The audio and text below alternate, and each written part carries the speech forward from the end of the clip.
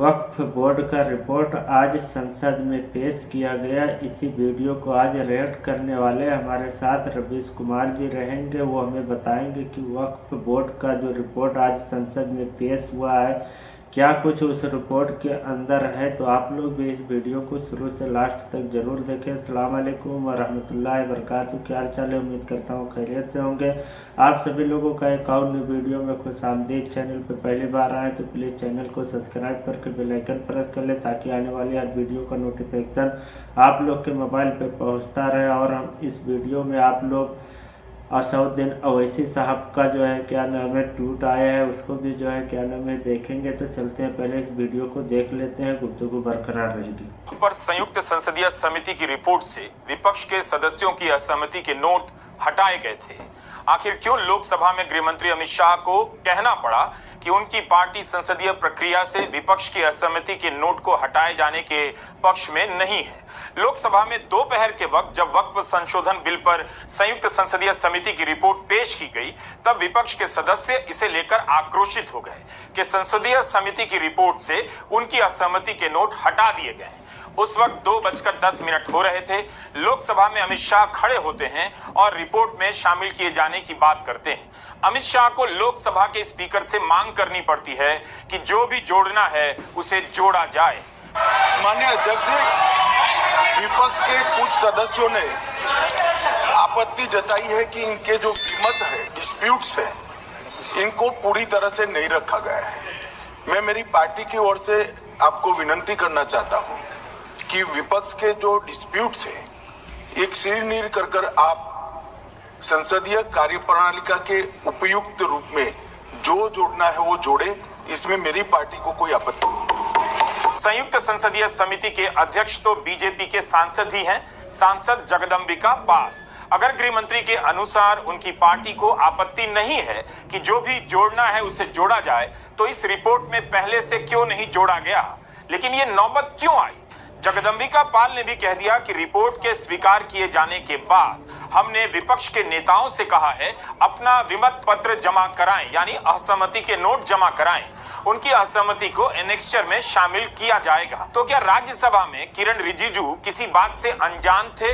क्यों संसदीय कार्य मंत्री और अल्पसंख्यक मामलों के मंत्री दावे के साथ कहते रहे कि रिपोर्ट से कुछ भी नहीं हटाया गया है, जबकि लोकसभा में जगदंबिका पाल से लेकर गृह मंत्री कह रहे हैं अगर कुछ काटा गया है तो उसे शामिल किया जाएगा। बाहर में कंफर्म किया, चेयरमैन साहब से भी मैंने अभी भी कंफर्म किया, सेक्रेटरीट से रूल के मुताबिक जेपीसी रिपोर्ट पूरा का पूरा प्लस एनेक्शियर को भी कोई बिना संशोधन के काटाकाटी नहीं करके टेबल किया गया है। राज्यसभा में सरकार के मंत्री किरण रिजिजू साफ साफ कह रहे हैं कि रिपोर्ट से कुछ भी नहीं हटाया गया है। उनके बयान के बाद राज्यसभा के सभापति ने भी यह कह दिया कि जब मंत्री ही कह रहे हैं कि कुछ भी नहीं हटाया गया है, तब बात खत्म हो जानी चाहिए।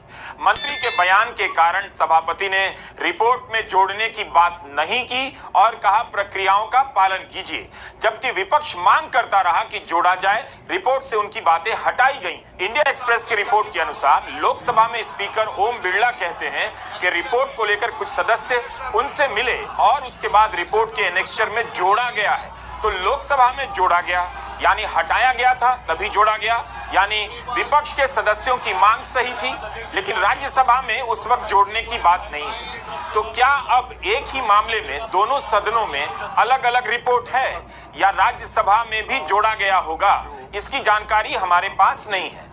पहले पेश किए जाने के कारण राज्यसभा में जोरदार हंगामा हुआ, जिसके कारण लोकसभा में विपक्ष के सदस्य सचेत हो गए होंगे। लोकसभा के सदस्य ए राजा, कल्याण बनर्जी, इमरान मसूद, मोहम्मद जावेद और गौरव गोगोई शामिल हैं। एआईएमआईएम पार्टी के संयोजक और सांसद असदुद्दीन ओवैसी ने भी स्पीकर से मुलाकात की। सदस्यों ने स्पीकर से कहा कि उनकी असहमति के नोट नहीं है, तो स्पीकर ने कहा नोट को शामिल किया जाएगा। मीडिया में यह सब छपा भी है।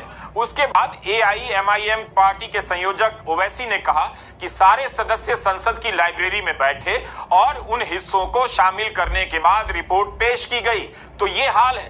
राज्यसभा में जो रिपोर्ट पेश हुई उसके बारे में अल्पसंख्यक मामलों के मंत्री कहते हैं कुछ भी काटा काटी नहीं हुआ और लोकसभा में जो हटाया गया था उसे जोड़ा जाता है। सरकार ने अपनी ही रिपोर्ट को इस तरह से संदिग्ध बना दिया, अपने इरादों को भी।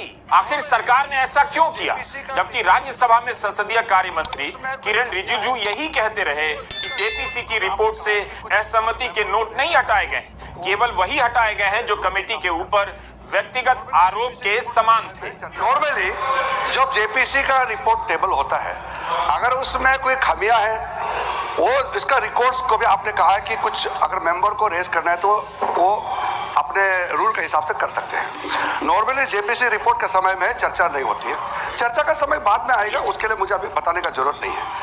मैंने कैटेगोरिकली ये बात को बताया कि जब जेपीसी का रिपोर्ट टेबल हुआ तो यहाँ हमारे कुछ सदस्यों ने इसको कुछ ऑब्जेक्शन किया कि कुछ पार्ट शायद काट दिया गया ऐसे करके। मैं बाहर में गया, मैं चेयरमैन साहब से बात किया और सुनो, आप सुनो तो ये क्या बात आप लोगों ने कहा तो सर अगर सर मैं ये कहना चाहता हूँ, मैंने बाहर में कंफर्म किया, चेयरमैन साहब से भी मैंने अभी भी कंफर्म किया, सेक्रेटरीट से रूल के मुताबिक जेपीसी रिपोर्ट पूरा का पूरा प्लस एनेक्सर को भी कोई बिना संशोधन के काटाकाटी नहीं करके टेबल किया गया है। अल्पसंख्यक मामलों के मंत्री किरण रिजिजू कहने लगे कि उनके मंत्रालय ने समिति के काम में बहुत सहयोग किया, कभी अड़चने पैदा नहीं। लेकिन सवाल सहयोग का नहीं था, सवाल था कि विपक्ष के सदस्यों ने जो असहमति जताई थी वो क्यों हटाई गई, उसे लोकसभा की रिपोर्ट में क्यों जोड़ा गया, सरकार इतनी हड़बड़ी में क्यों नजर आ रही है, क्या इसकी चर्चा के बहाने किसी और जरूरी मुद्दे को पीछे धकेलना है, या देश कब तक इन मुद्दों के बहाने इन चर्चाओं में फंसा रहेगा। एक सवाल तो यह भी था कि यह रिपोर्ट सबसे पहले लोकसभा में पेश होनी चाहिए थी, राज्यसभा में पेश क्यों हुई। राज्यसभा में समिति की रिपोर्ट पेश होते ही कांग्रेस सांसद नसीर हुसैन खड़े हो गए और कहने लगे कि कैसे उनकी असहमतियों को इस रिपोर्ट से गायब कर दिया गया है। Sir, I want to make it very clear, the Minister for Minority Affairs is misleading this House. I want to put it on record. I want to put it on record. I want to put it on record. My own dissent note, introductory part, covering letter and conclusion of my dissent note has been redacted. It is there in public domain. It was in website. I picked it up. You can take recourse to law. That I'll authenticate it. I'll authenticate. Sir, I'll authenticate it. Number one. To me, I'll take Yeah. out of it. Number one, sir. Number two, sir. In JPC, non-stakeholders were called. Minutes of meetings were not given. Responses of witnesses were not provided. Presentations were not provided. Discussion among JPC members were not done. Key issues like conflict of laws and Supreme Court judges were not dealt with. And key witnesses were not called. And dissent was redacted. That is why we say this report is not complete. ये report फर्जी है. इसको वापस करना चाहिए. इसको बिल्कुल वापस करना चाहिए. राज्यसभा में तृणमूल कांग्रेस के सांसद साकेत गोखले ने कहा, अगर रिपोर्ट से असहमति के नोट हटाए गए हैं तब तो यह सेंसरशिप है। जाहिर है वहां मंत्री की बात का असर दिख रहा था। मंत्री कह रहे थे कि रिपोर्ट से कुछ भी नहीं हटाया गया है, लेकिन लोकसभा में उन बातों को जोड़ा जाता है। Saket, 1 minute. Sir, my limited point here. Yes, within good. 1 minute. I'm glad. Within Limited, 1 minute. focus on- Limited, sir. This is not a religious issue. This is a constitutional issue. Now, sir, I would like to request, because the Honorable Minister, Mr. Bhupendra Yadav, read a point of order, and then What a point of order? No, I'm coming. It's my The president. House is in order. Go ahead. No, so he spoke about redactions in any dissent note that can be done in a JPC.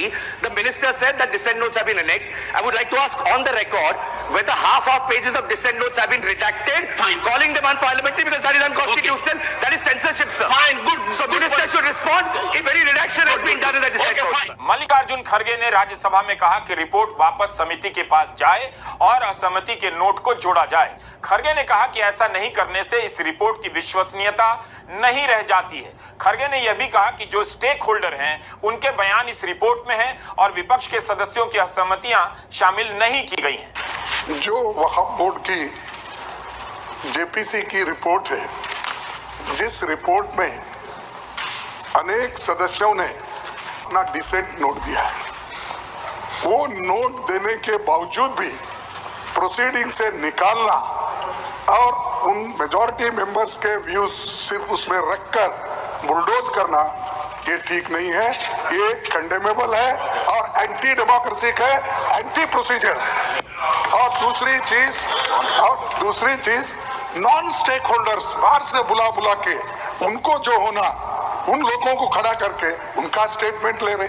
और जो इतने लोग parliament में जो भी decent note दिए हैं, क्या उसमें कोई एक पढ़ा लिखा नहीं है, कोई जानता नहीं है और वक्फ बोर्ड एक्ट को कोई पढ़ा नहीं है? मेरे को बड़ा ताजुब लग रहा है। अरे आपको अगर कुछ करना भी है तो आप डिसेंट नोट के व्यूज को प्रिंट करके या अपने रिपोर्ट में डाल के बोलना चाहिए, उसके बजाय उसको डिलीट करके अगर कोई रिपोर्ट होती है मैं उसको कंडेम करता हूं।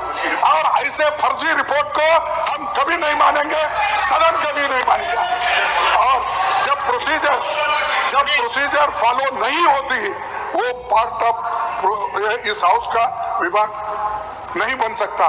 तो इसीलिए मैं आपसे विनती कर रहा हूं कि उनको डायरेक्शन दीजिए, जो भी रिपोर्ट आई है वो अगर वो रिपोर्ट में डिसेंट व्यूज नहीं है तो उसको वापस भेजिए, निकाल दीजिए और उसके बाद में फिर एक बार आप पुनर्विचार करके उस सभी डिसेंट व्यूज को डाल के आप पेश कीजिए, फिर आगे क्या होता हम देखेंगे।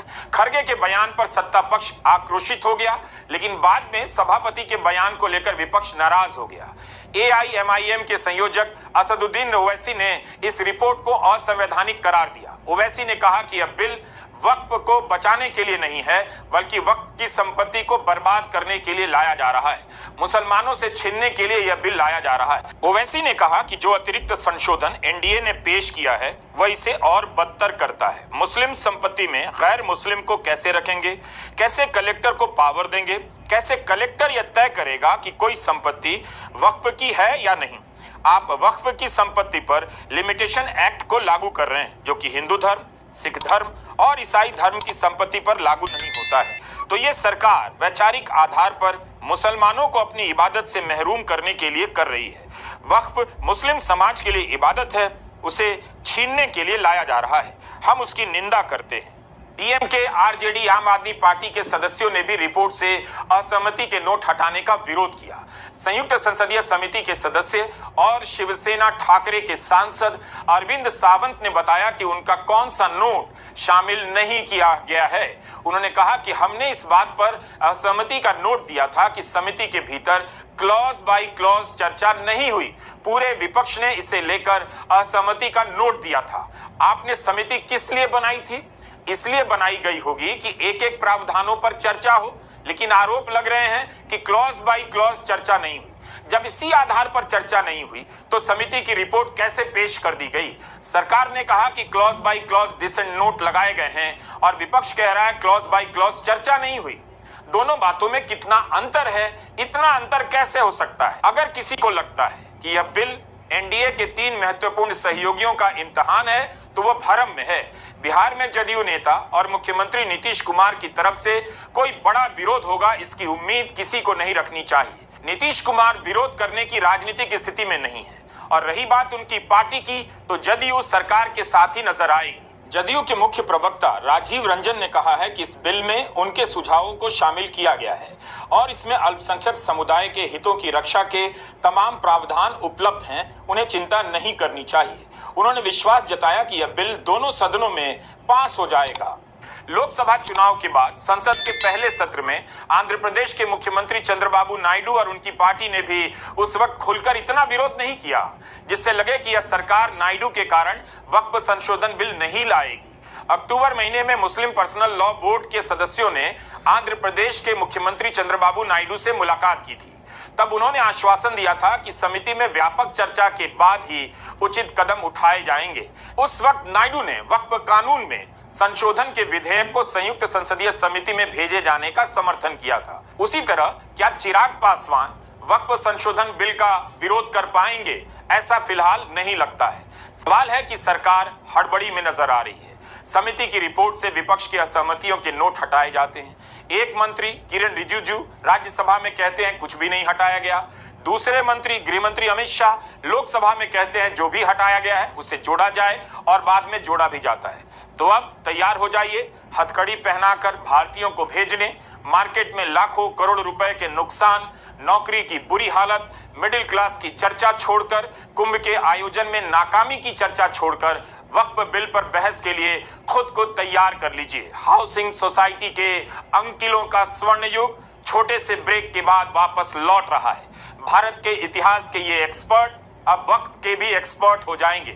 गोदी मीडिया पर डिबेट की आंधी चलने वाली। दोस्तों आज के वीडियो में इतना ही। बस आप लोग का इस पूरे वीडियो पे क्या रहे नीचे कमेंट बॉक्स में अपनी राय जरूर दें। और आप लोग ने देखा जैसे कि कुंभ मेले में हुए हादसे में मरे हुए लोगों का ऊपर से ध्यान हटाने के लिए अब आप लोग जो है क्या नाम है देख सकते हैं वक्फ बोर्ड के बिल पे जो है क्या नाम है चर्चा जो है क्या नाम है शुरू हो गया। तो आप लोग का इस पूरे वीडियो पे क्या राय है नीचे कमेंट बॉक्स में अपनी राय जरूर दें।